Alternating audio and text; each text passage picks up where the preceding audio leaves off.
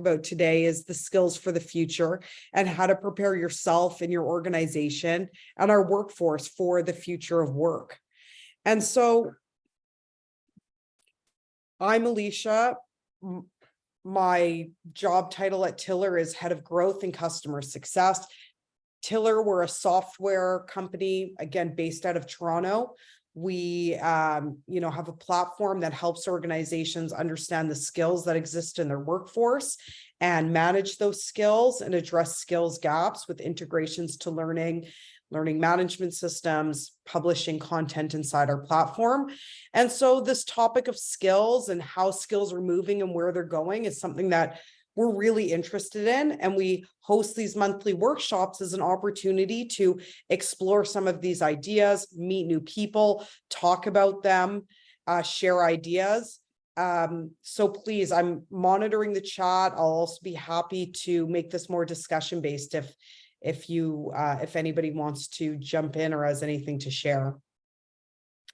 I'll also be sharing some anecdotes and like best practices and some things that I see from our customers because I get to work so closely with different organizations every day. So just to like start off and situate us in the problem that we're facing or the state of the world today is, the number one reason people leave their job last year is lack of development. And this is a fairly consistent stat if you follow, the world of HR, employee engagement. Lack of development is often a top reason that people are moving on from their roles. And I thought it was interesting to share like the bigger list, the top 4 reasons, lack of career development, followed by inadequate total comp, uninspiring leaders, which is probably closely connected to lack of career development and lack of meaningful work. And this is a report by McKinsey. And then in Dell's 2017 report on emerging technologies, they predicted that a whopping 85% of the jobs that will exist in 2030 don't exist today. And I was a little bit hesitant even to use a stat from 2017 because now we're in 2023. But I thought, we can see as we're getting closer to 2030 that this prediction is probably going to be accurate or, close to it. And then in March of last year, LinkedIn released their skills first vision for the future. And they reported that the skill sets for jobs have changed by around 25% since 2017. And by 2027, this number is expected to double. So even if people aren't changing jobs, even if your employees aren't changing jobs or you're not changing jobs, our jobs are changing. LinkedIn members added 286 million skills to their profiles in 2021, which was up 22% from 2020. And the number of hirers, so people hiring using skills data to make hiring decisions, have doubled from 20% to 40% in 2021. And the interesting thing is that people that are hiring using a skills-based approach are saying that they're 60% more likely to find a successful hire. Now, I thought that was really interesting and like something that I wanted to really delve into later, like how to adopt some skills first hiring practices, especially because the statistics around skills-based hiring is being reported to have such greater effects or more positive effects. I really want to get in later about how you actually can shift towards a more skills-based hiring approach. So we'll talk about that in a few minutes. And so, I just rattled off some stats and they're probably not all that shocking. We know the skills are changing, the world is changing, we know it, we can feel it. But I want to, situate ourselves in history because this anxiety about machines or automation or robots, displacing humans is not a new idea and it's not a new anxiety. The idea first became prevalent in the late 1920s. There was actually a headline in the New York Times And it said like the march of the machine makes idle hands, with a subheading that the unemployment would be on the rise because of the influence of labor saving devices as the underlying cause. And it turned out that was actually overstated. Unemployment at the time remained at only 4.2% nationwide. But the fear that machines and automations might possibly be detrimental to, this American life, our life, was something relatively new, and that anxiety was really real. And now, and recalling even more recently, 10 to 15 years ago, there was a similar fear that automation was going to replace our jobs. Back in 2007, both Oxford Economics and the World Economic Forum predicted that over 45% of jobs would be eliminated due to automation. And we know now that, that isn't actually the case. Like, there is certain roles that are in decline, but overall, the workforce and the labor force shifts so that we work alongside these new technologies that emerge. And it's like new skills and new skill sets that emerge as we're working alongside these new technologies. So like an example of that is the role of purchasing managers is at a 20-year high because of all the decisions we need to make around what tools do we integrate, do we introduce into our organization, how do we integrate them, which ones do we purchase, how do we operationalize it? And that's emerged as like an area of business. So, what do the skills of the future look like? While technical skills remain in demand and always will, the number one skills that we're seeing now are, flexibility, teamwork, this ability to learn, adaptability, leadership, management. And the number one in demand skill right now, according to LinkedIn, is communication.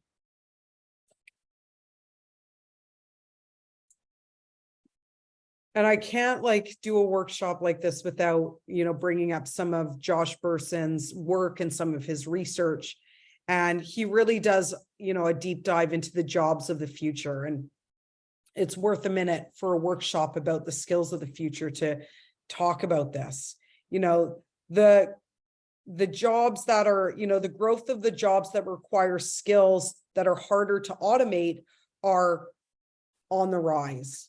And an example of that, and then roles that are difficult to automate, that don't have that same algorithmic pattern to them, the same routine, that can't be, predicted by these predictive modeling systems. Those are the roles that are, remaining more intact. So while we're seeing a lot of, for example, automation and tools to help salespeople, there are still salespeople.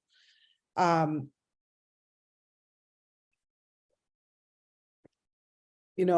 have HubSpot, we have Salesforce, we have Gong, we have these automation tools surrounding sales. But when it comes to actually writing that personalized email, when it comes to getting on the phone with somebody, when it comes to really understanding their business need, salespeople, it's simply still an in-person and in-demand role. So the world is changing, and the bad news is that we aren't necessarily ready for all the changes that are happening. And, just to put it through a different framework about, this model of the skills are changing and what we're talking about, to look back, our economy has evolved from muscles to brain to heart. In the industrial age, it was the era of the muscle, where it was strength, dexterity, and physical stamina. We moved into the information age, the era of the brains, where it was analytical skills, raw intelligence, mental processing power. And Brené Brown, who has a special place in my heart, talks about how we're in the era of heart, empathy, wisdom, leadership, compassion. Those are some of the skills that we're seeing more and more as we're leading team and managing people in, in the workplaces. So skills are changing. A skills first approach does have its benefits in terms of creating, more agile organizations that are more adaptable to change, looking at the transferability of skills as an opportunity to hire and integrate people. We know this is all true, and we know that the shift around the skills that we need are happening, but we aren't being met with that same response from organizations. And so I just want to take a second and think about, is it that we don't understand the shift is happening? Is that we're not sure how to, make sense of the data? And if we really look, 98% of organizations want to shift to skills-based approach. 90% of companies have started experimenting with it. Only 5% are experimenting across the entire organization. So what really is the main blocker that's going on here? And, I think the answer is just really simple, that it's hard, right? It's hard. Where do you start? How do you link, skills and a skills approach to business outcomes? How do you prioritize it? And it's difficult, and having the right tools in place to support it can also be challenging. So this is why I really wanted to, use the back half of this to really focus on where could be some low-hanging fruit in an organization to take on some skills first approaches, and really look at the employee journey to identify, some opportunities to do this and to put some of it into practice. But before we, really dive into that employee journey and breaking it down, I just wanted to really identify and define what we're talking about. That job focus, that job first approach is the traditional approach. It's one where there's a predefined set of functional responsibilities, and those responsibilities are assigned to a specific worker. And this informs everything. It informs hierarchy, the reporting structure, the employee's position in the organization, what their next role is or what it could be, salary bands. It's really all defining. And then contrasting to that, which is the approach that, I'm talking about and that the shift is moving towards, is a skills focus. It's a model that places skills more than jobs at the center. It's at the center of how work is assigned. And it allows for more fluidity based on business priorities, based on skill set and considering transferable skills. And it also considers more deeply people's aspirations, what skills they want to develop. And I just love this, the way that Deloitte defined it, a skills first approach or a skills focus. It's one where people can be freed by being defined by their job and instead be seen as whole individuals with skills and capabilities that can be fluidly deployed to work matching their interests as well as the evolving business priorities. And so I thought a really, applicable model is to look at the different stages of the employee journey and explore one or two practical ways to apply a skills focus as opposed to a job focus as a way to take this skills first approach. Overhauling an organization and the people operations to be skills first, first of all, it's not feasible. It's too much change. It could be too much change at once. It's not necessarily realistic, but if we can walk away with one or two nuggets, maybe identify that low-hanging fruit, identify a place or a process somewhere in the organization today or in that employee journey where there can be a little bit more of a skills focus, then maybe our time together could be worthwhile. So these are the stages of the employee journey: attraction, recruitment. These first two, attraction and recruitment, really being on that hiring. And when I think about and when I see some other organizations, this could be the place where is that lowest hanging fruit to introduce some skills approaches, onboarding, and then engagement and development and career mobility, as well as retention. And these three, that engagement, development, and career mobility and retention, I'll sort of deal with those a little bit together. And then that offboarding or exit period. And then finally, when an employee becomes an alumni, and there's still opportunity there, I believe. And so let's get into the stages of talent attraction and how to maybe take like a skills-based approach to talent attraction. You know, breaking it down into steps. The first step is developing a job description. And like ideally, this is a step done together between talent acquisition and the hiring manager. You know, talent acquisition has that market knowledge in terms of like what's happening in the market, in terms of the skills that are currently in demand by the market, what sort of trends are happening in the market in terms of hiring and skills that the industry is bringing into their organization to keep pace with change, like external forces like technology advancements or maybe policy changes that are impacting the industry. Whereas the manager has that really detailed view on like what do they need done on a day-to-day basis in that role, and a much more specific and like closer expertise over that skill set and what needs to be done day to day.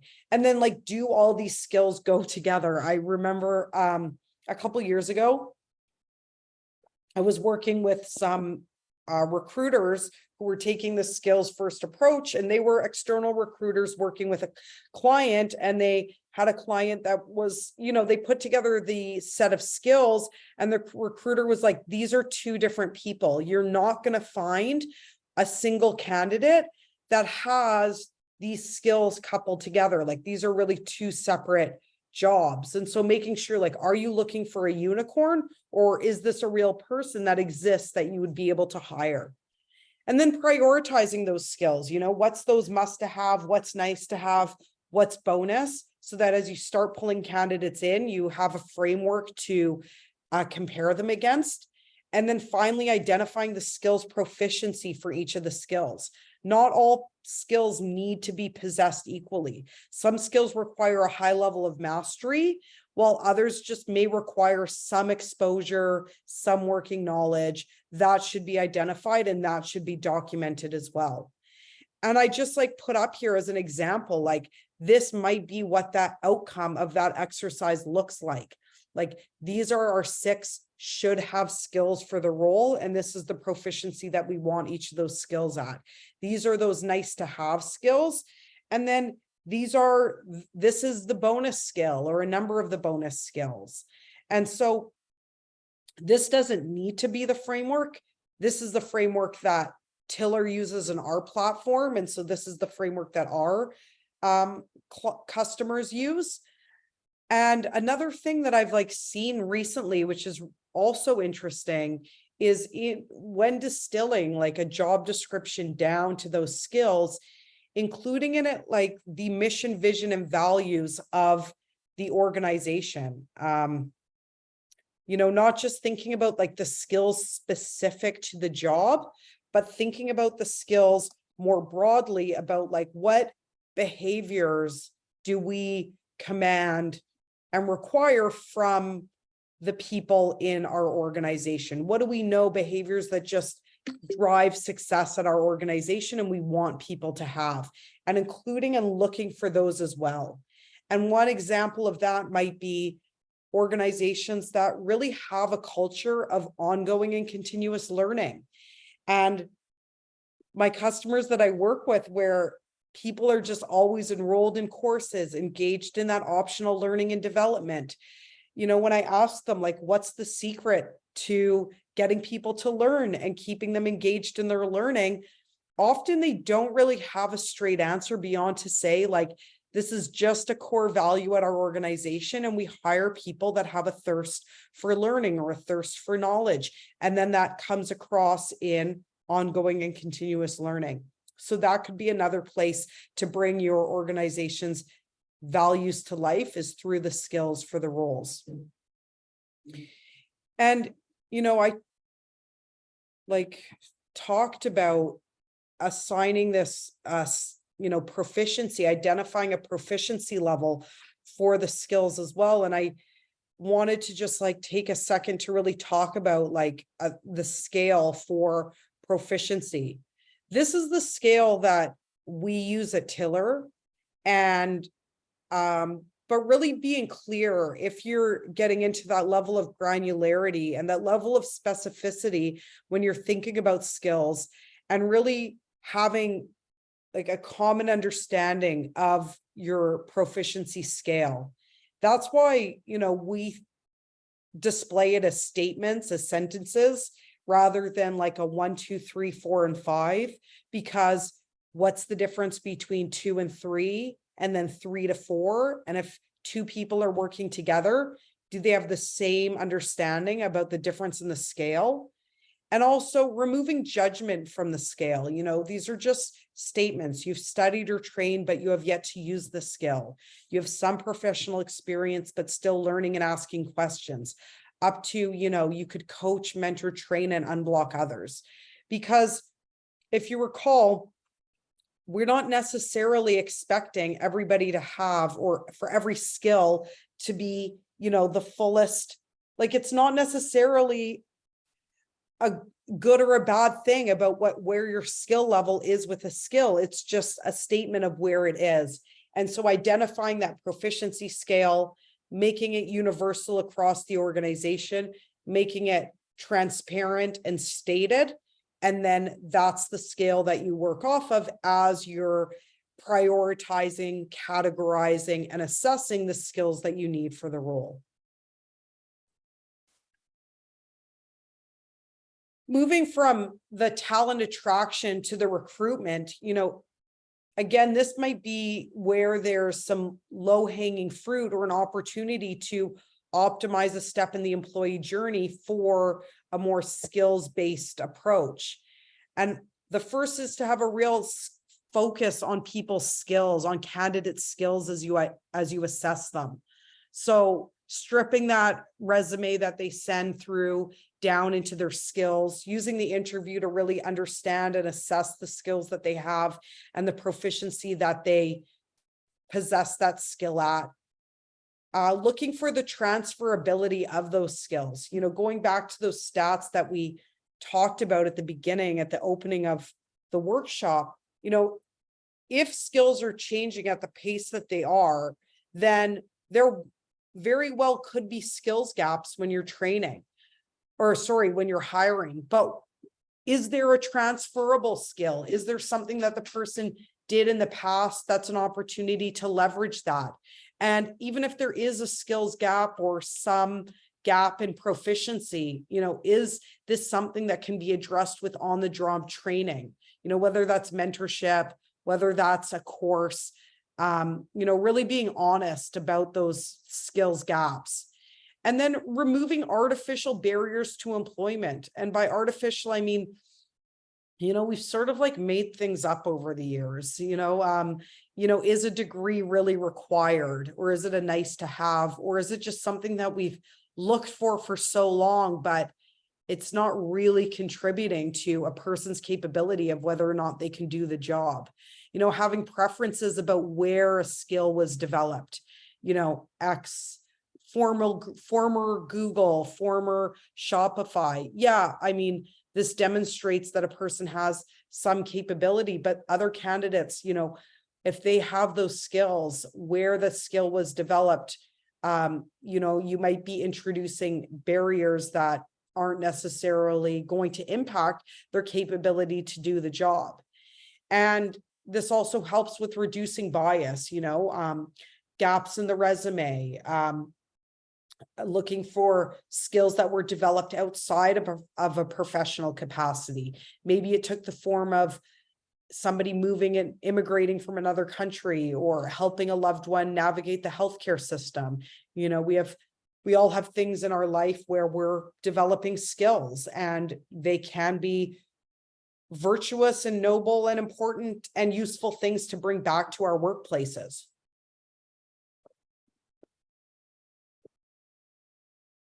So moving on from, the hiring process, that attraction and recruitment, and into, a candidate's been hired, you're onboarding them into the organization. There's, two really interesting opportunities at this stage. And that's, to uncover the hidden skills and to discover the person's aspiration skills. Hidden skills are skills that you weren't made aware of in the recruitment phase.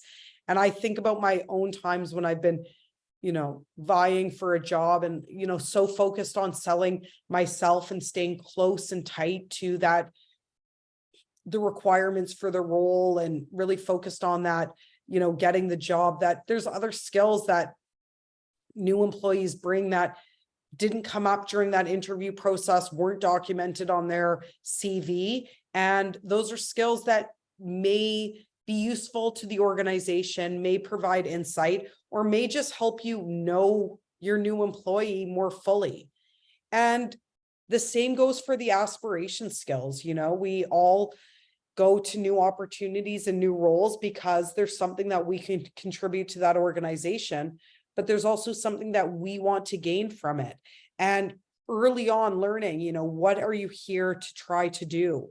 Where are you trying to take your career, and how can we help you build that skill set, build that toolkit?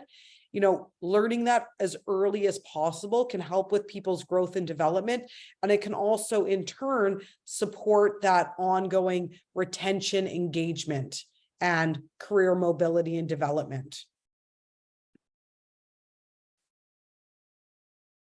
So on that point of engagement, development, and career mobility, with the skills, when you have that skills information, this supports a more fluid structure for employee engagement and mobility.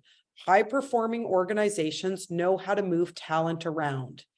They move from a fixed to a fluid structure, and through that, they're helping, they're building these internal skills marketplaces within their organization. And those skills marketplaces reflect the skills that their employees have and reflect the skills that the organization needs.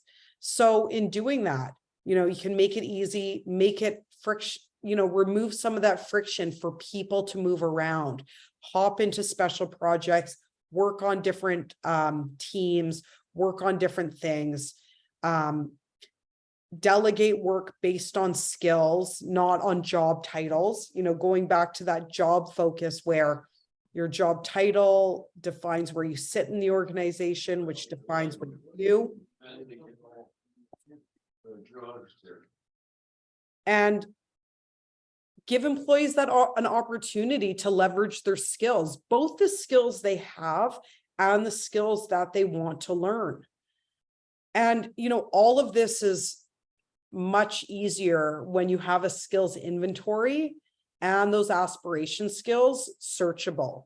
So, again, I pulled a screenshot from Tiller because I really wanted to I just wanted to illustrate how the power of a searchable skills inventory, being able to search for who has the skill of sales, or leadership and customer relationship management, and also being able to search based on people's Aspire skills, that removes some of that friction around creating an organization where talent is deployed based on their skill set, things that they want to develop and what they want to learn, and where needs exist.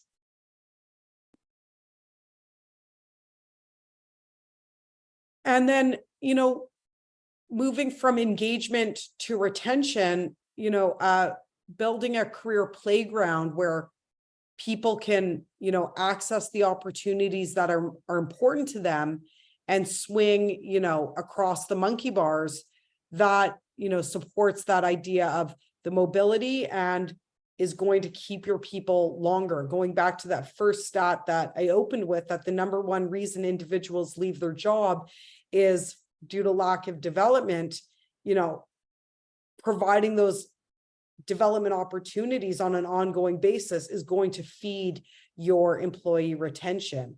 And just, I really wanted to challenge myself, and I promised you that I would make this workshop operational. Like, how can you bring 1 or 2 nuggets back to your organization? I wanted to make it much more clear what I mean about a career playground and how to do that.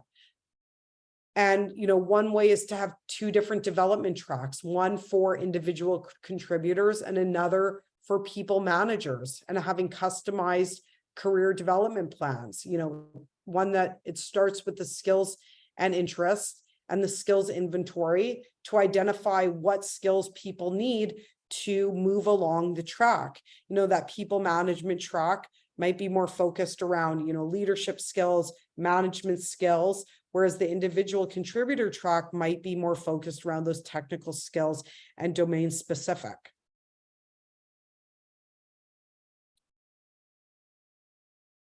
And, if we're talking about a skills first approach and distilling things down into skills, having transparency around the skills and visibility for that is going to give your people, the fuel and the power to guide their own, paths and their own trails within the organization, and be some of that lubricant for some of that mobility that we're talking about. So, what skills do you want out of your roles? Like, going back to that hiring conversation where we talked about creating a list of the skills, a framework for the skills, and having that documented. If later that's something that's visible to people, these are the skills that you need for your role. This is the proficiency that you ought to have the skill at, and giving people the opportunity to see that, to know the skills for the next role that they want to move into.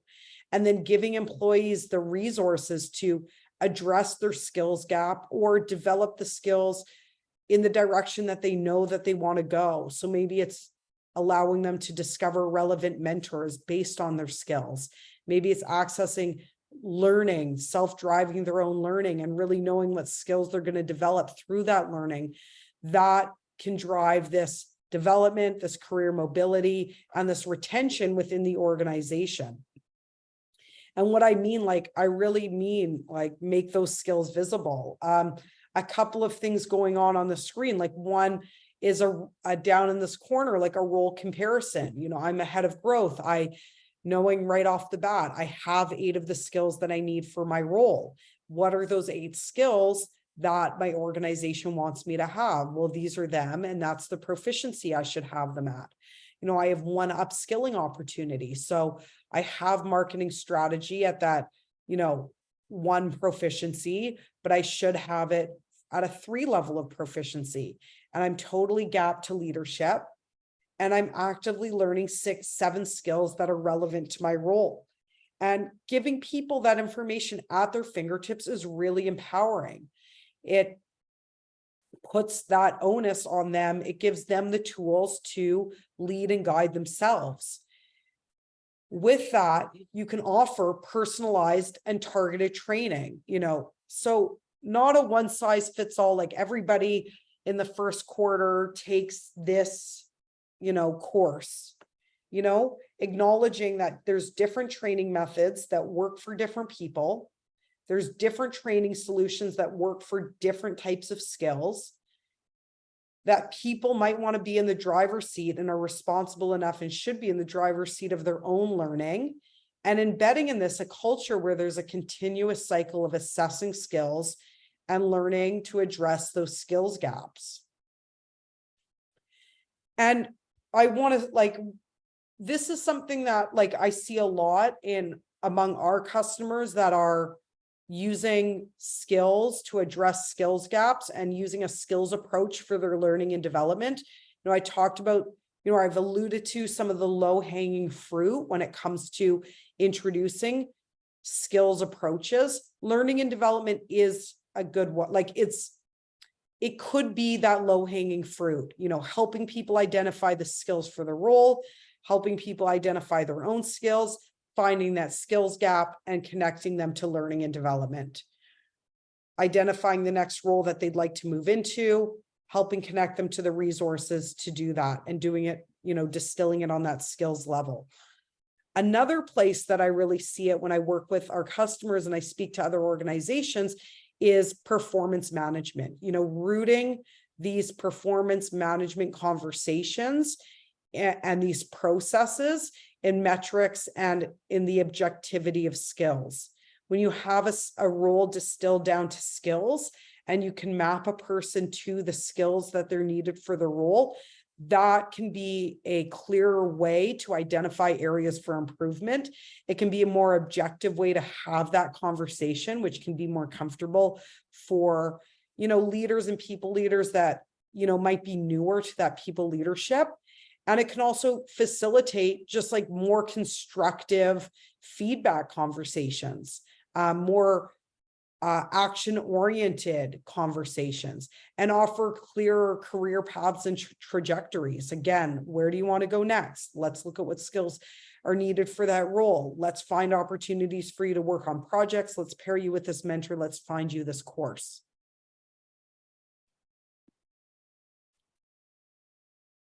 And then, finally, well, no, sorry, not finally, but, moving away from this, engagement, mobility and retention and onto, once an employee's tenure with the organization has ended, there's still an opportunity, to, like, the typical stages in offboarding is like the exit interview and knowledge transfer. But there could be an opportunity to move from, a more nuanced like knowledge transfer to reflecting on what knowledge was gained. What knowledge did you gain while you were here? What knowledge did you gain from your roles? And when employees reflect on the skills they gained, like that's productive. That's productive for them as they move on to their next thing. But it's also productive for the organization because this is the opportunity to identify the skills that it is losing when this employee leaves. And as I was like putting this together, I realized I've been, really working on this like linear employee journey when there's also like a circular cycle here where the offboarding and then moving into that talent attraction, that can inform what skills are we looking for in this role as the talent acquisition sits down with the hiring manager to identify what skills are we searching for as we look for our next candidate. And finally, alumni provide a strong opportunity for brand building. This could be an opportunity for the organization to tell stories about the impact that, working at our organization, here's what can happen. These are the skills you can develop. These are the growth that we can offer here. Here's the type of skills that you can gain here. And that's what I prepared. That's what I wanted to like walk through and share.